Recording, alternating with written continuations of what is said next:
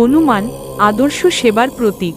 জীবনে এমন মানুষ খুব কমই আছে যিনি সম্পূর্ণভাবে দোষত্রুটি ও কলঙ্ক থেকে মুক্ত। নিন্দা ও অভিযোগ সকলের জীবনেই এসে পড়ে, কেউই এর বাইরে নন। রাম ও সীতাও এর ব্যতিক্রম ছিলেন না, তাদেরও অন্যায়ভাবে দোষারোপ ও সমালোচনার শিকার হতে হয়েছে। কিন্তু সমগ্র রামায়ণে এমন একজন চরিত্র আছেন যিনি সকল দোষ ও নিন্দার ঊর্ধ্বে, তিনি হলেন হনুমান। তিনি প্রজ্ঞা, ভক্তি ও নিঃস্বার্থ সেবার জীবন্ত প্রতিমূর্তি। বায়ু ও অঞ্জনার এই মহান পুত্র অসংখ্য গুণে বিভূষিত। সূর্যের গুরুত্ব আমরা সহজেই বুঝতে পারি, কারণ রাতে তার অনুপস্থিতি স্পষ্টভাবে অনুভূত হয়। কিন্তু বায়ু আমাদের সঙ্গে 24 ঘন্টাই থাকে।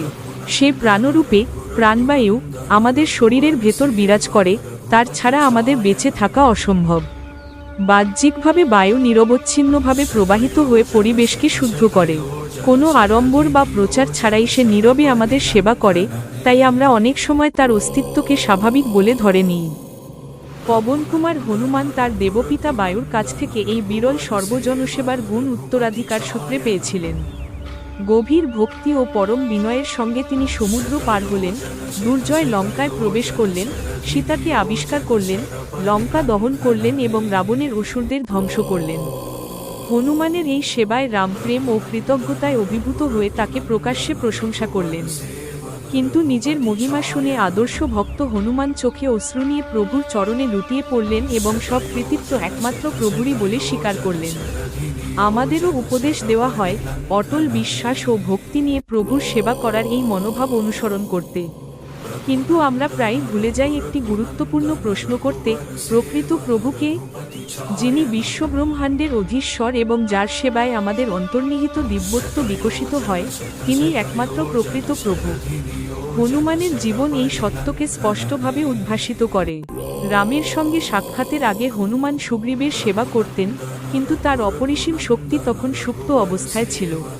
সুগ্রীব তা জাগ্রত করতে পারেননি, বরং তিনি নিজেই তার ভাই বালির ভয়ে সন্ত্রস্ত ছিলেন এবং নিজের সুরক্ষার জন্য হনুমানের ওপর নির্ভর করতেন। এমন ব্যক্তি কখনোই কারো প্রকৃত প্রভু হতে পারেন না। একমাত্র রামই তার কৃপায় হনুমানের সুপ্ত মহিমাকে পূর্ণ বিকাশে উদ্ভাসিত করেছিলেন। হনুমান যখন রামকে প্রথম দর্শন করলেন, তখনই তিনি তার প্রকৃত প্রভুকে চিনে নিলেন। সেই মুহূর্ত থেকেই তিনি রামের নিবেদিত দাসে পরিণত হন এবং সুগ্রীবকেও একই পথে অনুপ্রাণিত করেন।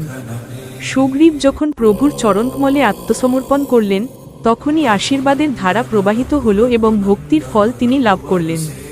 লঙ্কায় লঙ্কিনী ও বিভীষণ ভুল কর্তব্যবোধ থেকে রাবণের সেবা করছিলেন। তারা মনে করতেন, রাজা যতই অধার্মিক হন না কেন, তার প্রতি আনুগত্যই ধর্ম।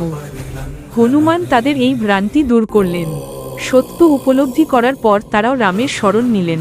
অতএব ভীত দুর্বল সুগ্রীব হোক বা শক্তিশালী অত্যাচারী রাবণ, কেউই কখনো প্রকৃত প্রভু হতে পারে না।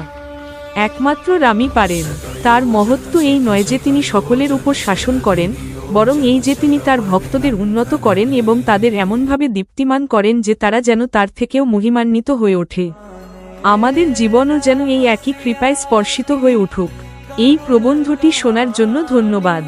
আরও তথ্যবহুল ভিডিওর জন্য আমাদের চ্যানেলটি লাইক করুন, শেয়ার করুন এবং সাবস্ক্রাইব করুন।